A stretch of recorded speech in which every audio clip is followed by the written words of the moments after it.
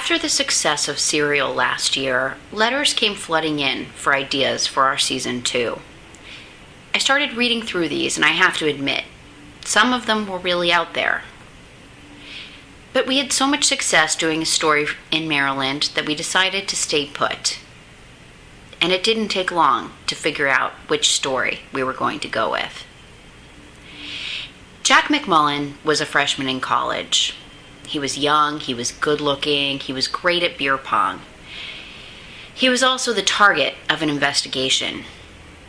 Jack had been home in Crofton, Maryland during the 2014 summer break, and some beer in the garage beer fridge had gone missing. And we're not talking about just 1 or 2 beers. This was more like 8 beers. You have a prepaid call from a student at Clemson University.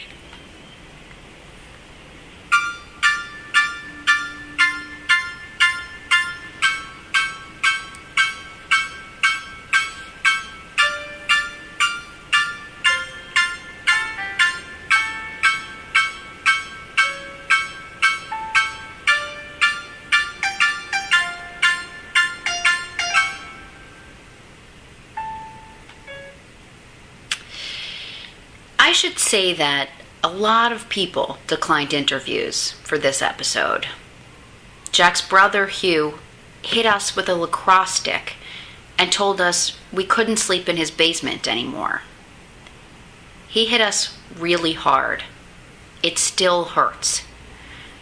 Jack's other younger brother didn't want us to use his name. I'll get to that later. We'll call him Mr. Jinx.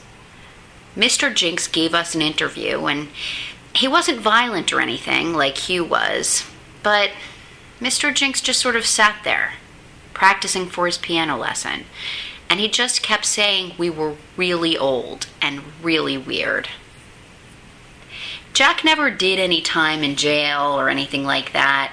He never had a lawyer either. In fact, the only time a lawyer was ever involved in this case was when his Uncle Stephen was at the beach house last summer. Now, Uncle Stephen isn't a criminal lawyer. He kept asking dumb questions about how the garage door worked. But he wasn't taking Jack's side. Now, we're not lawyers, but that just didn't seem right to us. We checked Jack's cell phone records from the night of the incident, but they weren't much help. He sent 83 texts to 14 different girls. Now, that may seem like a lot, but apparently these were all really good-looking girls. And not just girls at Clemson, but at Auburn, at Georgia Tech, at 3 different campuses of the University of North Carolina, UNC Charlotte, UNC Greensboro, and UNC Wilmington. But none from Chapel Hill. We asked Jack about that. He just kind of brushed it off and told us he didn't think it was relevant to the case, which we thought was a little strange. We kept hoping one of these text messages would solve the case, would say something like, "I just totally stole all my dad's beer." But they never said anything like that. They were mostly just compliments. Like this one, from 8:24 p.m. to Kate P. "Hey girl, can't wait to get back to school after break. You're my special angel." Or this one, from 8:26 p.m. to Megan R.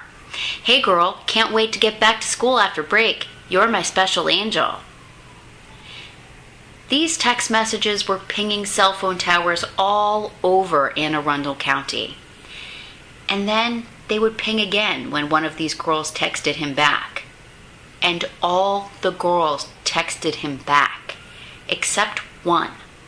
Her name was Africa McLean. Africa McLean was tall, she was beautiful, she played 2 sports, and was on academic scholarship to Clemson. Hugh and Mr. Jinx thought she was out of Jack's league. They kept saying this over and over and over about how out of Jack's league she was. Jack never really gave a reason why Africa never texted him back. He texted her 11 times that night. When we pressed him on it, he just said it was, quote, a work in progress.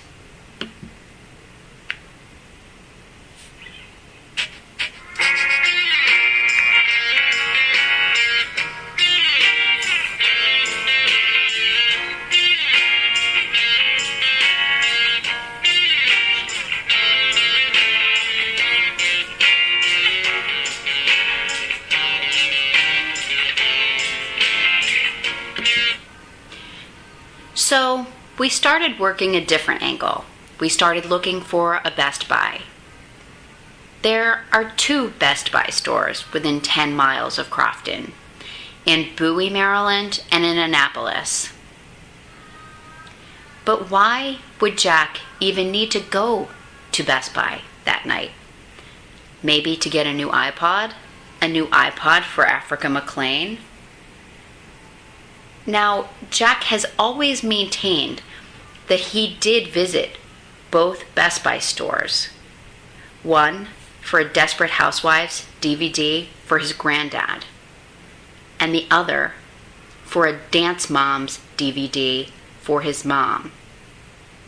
And that detail I keep coming back to. The Dance Moms DVD. What is the deal with the Dance Moms DVD? Next time on Refrigerator.